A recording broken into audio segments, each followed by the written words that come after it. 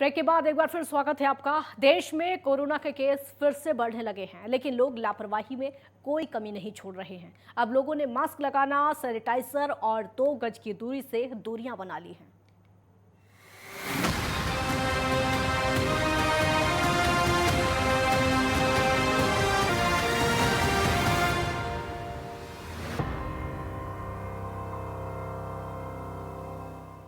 तो देश भर में पिछले दिनों कोरोना के मामलों में उछाल देखने के बाद मंगलवार को गिरावट देखने को मिली। बीते 24 घंटों में 11,000 से ज्यादा कोरोना के मरीज मिले और वहीं 27 लोगों ने संक्रमण के कारण जान गंवाई। स्वास्थ्य विभाग के मुताबिक देश में पिछले 24 घंटों में 11,793 नए केस कोरोना के दर्ज किए गए, जो सोमवार की तुलना में 5,280 कम है। देश में कुल 4,34,12,326 कोरोना केस हो गए हैं। कोरोना से पिछले 24 घंटों में देश में 27 मरीजों की मौत हुई। कुल मरने वालों की संख्या बढ़कर 5,25,047 हो गई है। हालांकि राहत की बात यह है कि देश में रिकवरी रेट अब 98.57% हो गया है। देश में कुल सक्रिय केसों की संख्या 96,700 हो गई है। देश भर में कुल ठीक होने वाले मरीजों की संख्या 4,27,97,092 हो गई है। पिछले 24 घंटों में 5,280 एक्टिव केसों की संख्या में कमी आई है। विश्व स्वास्थ्य संगठन के अनुसार अगर कोरोना की दैनिक या फिर साप्ताहिक संक्रमण दर 5% या फिर उससे अधिक होती है तो यह स्थिति चिंताजनक मानी जाती है। सोमवार को दैनिक सकारात्मक दर 5.62% दर्ज की गई थी, जबकि साप्ताहिक सकारात्मक दर 3.39% दर्ज की गई। केरल में बढ़ते कोरोना संक्रमण को देखते हुए राज्य में मास्क अनिवार्य कर दिया गया है।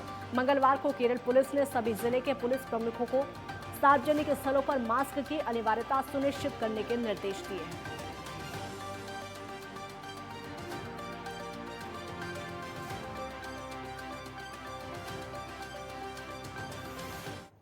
Doctor Vikram Singh, health expert, इस समय हमारे साथ जुड़ गए हैं। डॉक्टर विक्रम, बहुत बहुत स्वागत है आपका। और पहला सवाल मेरा आपसे यही होगा कि एक बार फिर से कोरोना के केस बढ़ने लगे हैं, लेकिन वो लापरवाही देखने को मिल रही है। लोगों में डर खत्म हो गया है। पहले जो डर हुआ करता था अब नहीं है। केस हर दिन वैसे ही बढ़ रहे हैं जैसा कि हम पहले भी देख चुके हैं।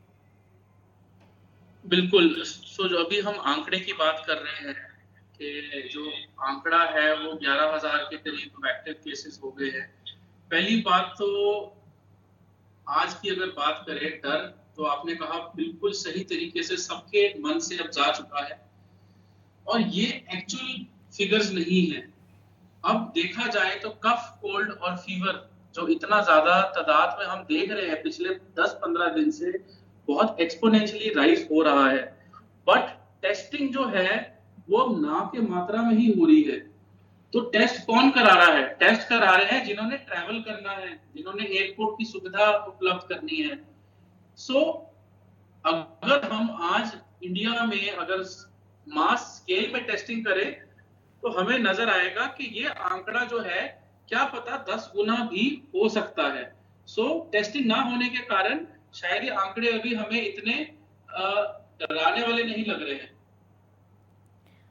टेस्ट ना होने के कारण ये आंकड़े इतने ज़्यादा डराने वाले लग रहे हैं, लेकिन एक सवाल और मेरा आपसे होगा कि जैसा हमने देखा है अभी तक जो लोगों में एक डर था, सरकार की तरफ से भी कुछ अनुशासन थे कि मास्क लगाना बहुत ज़्यादा ज़रूरी है, 2 गज की दूरी बहुत ज़्यादा ज़रूरी है, सैनिटाइज़र का इस्तेमाल बहुत ज़्यादा करते हैं, लेकिन अभी इसी बीच में एकदम सब कुछ खत्म हो गया था। क्या दोबारा सरकार को ये पाबंदियाँ लगानी चाहिए या फिर लोगों को अलर्ट रहना चाहिए? देखो, इसमें अकेले सरकार को हम नहीं कह सकते। फाइन लगाना और ये सारी चीजें करना एक ऐसी चीज है जो बहुत एक नेगेटिव सेंटिमेंट जो है वो डालता है। पर इसमें ज्यादा है, कोरोना तो हमें ही होना है ना, सरकार को तो नहीं होना। हमें अपनी सुरक्षा अपने हाथ में लेनी है। सबसे इम्पोर्टेंट चीज मैं दर्शकों को ये कहना चाहूंगा कि अगर आपको कफ, कोल्ड, फीवर होता है तो सबसे पहले टेस्टिंग जरूर करिए।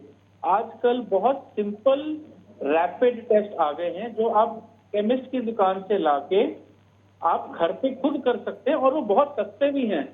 अब पीसीआर टेस्ट के लिए वेट नहीं करना पड़ता, किसी को बुलाना नहीं पड़ता एंड रैपिड टेस्ट की रिलायबिलिटी भी काफी बेटर हो गई है। सो सबसे पहली चीज है अपने नॉर्मल कफ कोल्ड को एक नॉर्मल सीजनल फ्लू या वायरल कह के उसको इग्नोर ना करिए, अपनी टेस्टिंग जरूर करिए। और दूसरी चीज जो सबसे इंपॉर्टेंट है वो है वैक्सीनेशन। मेक श्योर कि आपकी वैक्सीनेशन जो है वो लग चुकी है, बूस्टर डोजेज जो है लग चुके हैं, बिकॉज अगर किसी चीज ने इफेक्टिवली और विद एविडेंस कोरोना से बचाया है तो वो है वैक्सीनेशन। डॉक्टर विक्रम, एक और सवाल मेरा आपसे होगा। एक तरफ तो कोरोना का डर है इस समय, दूसरी तरफ हम देख रहे हैं किस तरीके से गर्मी भी लगातार बढ़ती चली जा रही है। लोगों को बचने के लिए क्या करना चाहिए? गर्मी से जो हम देखते हैं वैसे ही जो हमारे कीटाणु होते हैं, जैसे पेट की बीमारियां, लूज मोशन, डायरिया, वॉमिटिंग, ये सब कुछ बहुत ज्यादा बढ़ जाता है, बिकॉज ये गर्मी का ऐसा टाइम है जो एक बहुत अच्छा ब्रीडिंग ग्राउंड हो जाता है अपने ऑर्गेनिजम्स के लिए, डिजीज कॉजिंग ऑर्गेनिजम्स के लिए। और इस टाइम पे इम्यूनिटी सबकी लो क्यों होती है? बिकॉज हमारा हाइड्रेशन स्टेटस, जो फ्लूइड्स हम लेते हैं वो काफी कम हो जाते हैं। सो गर्मी से बचने के लिए सबसे जरूरी है एडिक्वेट हाइड्रेशन। पानी ज्यादा मात्रा में पीजिए। एक अडल्ट को कम से कम 2 से 3 लीटर ऑफ फ्लूइड लेने चाहिए। इसके साथ साथ विटामिन सी जो हमारे नींबू में, आंवले में, सिट्रस फ्रूट्स में मिलता है वो लेने चाहिए। विटामिन डी, जिंक, इन सब का जो है एक प्रूवन रोल आया है, बहुत स्टडीज ने दिखाया है कि विटामिन डी, जिंक और विटामिन सी, ये 3 चीजें हैं जो बहुत हेल्प करती है कोविड को ना सीवियर बनाने में।